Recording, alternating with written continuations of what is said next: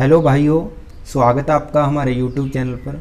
भाइयों, कभी कभी क्या होता है, जब हम सीलिंग फैन बेंडिंग करके ग्राहक को देते हैं तो जो हमारे नए मिस्त्री भाई हैं, कभी कभी स्पीड में बहुत प्रॉब्लम आ जाता है। पे ग्राहक के घर में पंखे की स्पीड नहीं बनती, या तो पंखा आपके पास 10 दिन 20 दिन 40 दिन के भीतर जलकर वापस आ जाता है। तो उसके दो कारण हो जाते हैं। सबसे पहले कारण, मेन कारण तो उसका ये है कि आप कभी भी देखोगे तो स्टार्टिंग वाली मतलब अंदर वाली कोयल, इसे स्टार्टिंग कोयल बोला जाता है, ये जल जाएगी, और बाहर वाली को रनिंग कोयल बोला जाता है। तो इसका जलने का जो मेन कारण है वो है 3.15 का हम जब कंडेंसर लगा देते हैं। ये देखिए 3.15 का कंडेंसर पंखे को लगाते हैं, या तो ग्राहक खुद लगा लेता है, क्या सोचता है कि इससे स्पीड बढ़ जाएगी, तो इससे पंखा जल्दी जल जाता है। आप सोचते होंगे नहीं, किसी भी कंपनी का पंखा लीजिए 2.25 से ऊपर कोई पंखे में कंडेंसर नहीं मिलता है। तो ऐसा सोचिए कि बेंडिंग करने के बाद कंपनी जैसी स्पीड भी नहीं आती है, लेकिन फिर भी कंपनी वाले हैं 2.5 में फुल स्पीड दे देते हैं। तो आपको कभी भी 3.15 का कंडेंसर है जो नहीं लगाना है। लेकिन मेरा वीडियो इस सबसे हटके है, उसमें हम दूसरा कारण आपको बताते हैं। कई बारी मिस्त्री भाई क्या करते हैं, उसके लिए आपको ये समझना पड़ेगा अंदर वाली कोयल और बाहर वाली कोयल में क्या अंतर है। अंदर वाली कोयल, सीलिंग फैन की जो बात कर रहा हूँ मैं, अंदर वाली जो कोयल है इसमें हम कम टर्न डालते हैं और बाहर वाली कोयल में ज़्यादा टर्न डालते हैं। इसका कारण क्या रहता है कि अंदर वाली जो कोयल है उसमें हम कंडेंसर लगाएंगे, तो जो अंदर वाली कोयल को बिजली जाएगी वो कंडेंसर से थोड़ी सी कम होकर जाएगी। आप देखोगे कभी भी सीरीज में कंडेंसर लगाओगे ना तो ये बिजली को कम कर देता है। ये देखिए मेरे पास सीरीज बल्ब है, इसमें हम 3.15 का कैपेसिटर लगा के दिखाते हैं आपको। ये देखिए ये डायरेक्ट से कम जलेगा, ये देखिए बहुत कम जल रहा है। और अब हम इसमें 2.5 का कंडेंसर लगा के देखते हैं।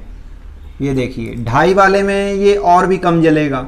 मतलब 3.15 से जो 2.5 का कंडेंसर है वो 2.5 का कंडेंसर है जो वो 3.15 से कम बिजली अपने बीच में से पास करने देता है।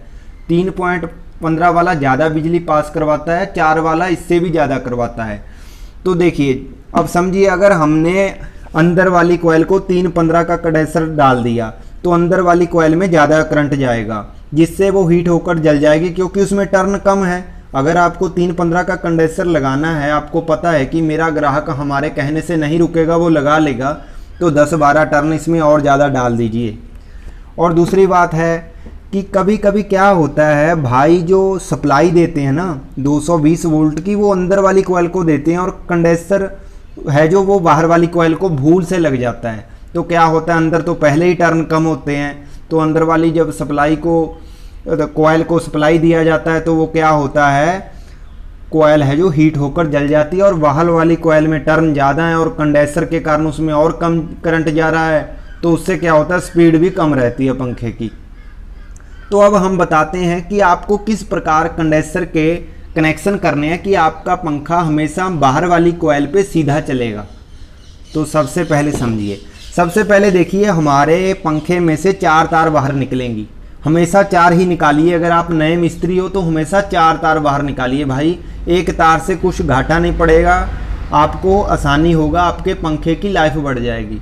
2 ये जो ग्रीन वाली हैं ये अंदर वाली कोयल की तारें हैं, 2 जो लाल वाली हैं ये बाहर वाली कोयल की तारें हैं। हम इन 6 तारों का कनेक्शन करेंगे, मतलब 2 ये वाली और 2 कंडेंसर की। तो सबसे पहले हमें अंदर वाली कोयल से जो कलर हमने निकाला है, भले वो काला कलर हो, भले हरा हो, भले नीला हो, तो उसकी एक तार पकड़ के हमने कंडेंसर की एक तार के साथ लगा देनी है। देखिए, और इसे टेप कर देना है भाई, बिल्कुल टेप कर देना है। दोबारा इसको खोलने की ज़रूरत हमें नहीं पड़ेगी। भले अपना पंखा सीधा चले भले उल्टा चले, इसको कोई ज़रूरत नहीं खोलने की, इसे टेप कर दो। अंदर वाली कोयल की एक तार कंडेंसर के साथ लगा के टेप कर दो। तो अब हमारे पास बची हुई हैं 3 तारें, तो पंखे में से निकल रही हैं, 2 रेड और 1 ग्रीन वाली, मतलब 2 बाहर की कोयल की और 1 अंदर वाली कोयल की, और 1 कंडेंसर की तार है।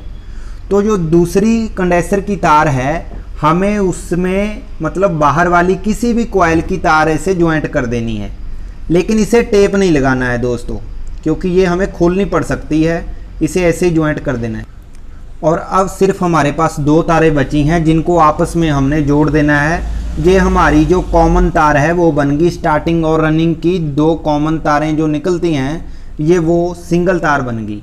अब हमें जो प्लग से हमारी ऊपर डाउन रॉड से जो दो तारें आ रही हैं बिजली वाली, जो हमारे ऊपर से डाउन रॉड से लटकी रहेंगी दो तारें, उनमें से एक तार इसमें लगानी है, न्यूट्रल हो चाहे फेस हो उसका कोई चक्कर नहीं है, और एक तार इसमें लगानी है। मतलब एक यहाँ पे न्यूट्रल दे देंगे, यहाँ पे फेस दे देंगे, यहाँ पे न्यूट्रल भी दे सकते हैं, यहाँ पे फेस भी दे सकते हैं। उल्टा होने से पंखे का उल्टे घूमने का कोई उसमें संबंध नहीं है। अब हम तो ये देखिए दोस्तों, मैंने प्लग में तारें लगा ली हैं। अब देखो यहाँ पे हम लगाते हैं तो इस रॉड पे ध्यान दीजिए ये किस तरफ घूमेगी। ये देखिए ये जो रॉड है ये इस तरफ घूम रही है, तो मतलब अगर रॉड इस तरफ घूम रही है तो हमारा पंखा इस तरफ घूमेगा। अगर रॉड इस तरफ घूम रही है तो पंखा इस तरफ घूमेगा, मतलब पंखा उल्टा चलेगा।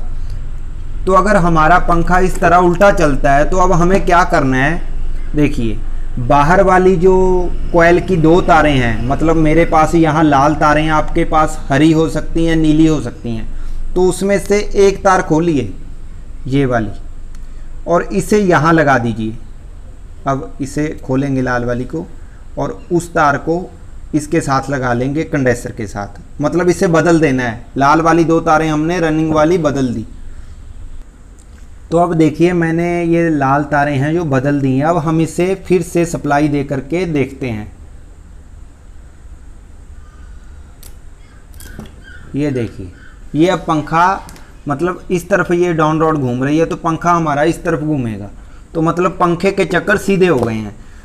इसमें बस समझने वाली बात ये है कि हमें सिर्फ और सिर्फ जो चक्कर सीधे करने हैं, मतलब 220 वोल्ट सप्लाई हमें देनी है, वो हमें बाहर वाली तार को देनी है। मतलब जिस कॉइल में ज़्यादा टर्न भरे हैं, हमने बाहर वाली कॉइल में ज़्यादा टर्न भरे हैं, इसीलिए हम यहाँ और यहाँ सप्लाई देंगे।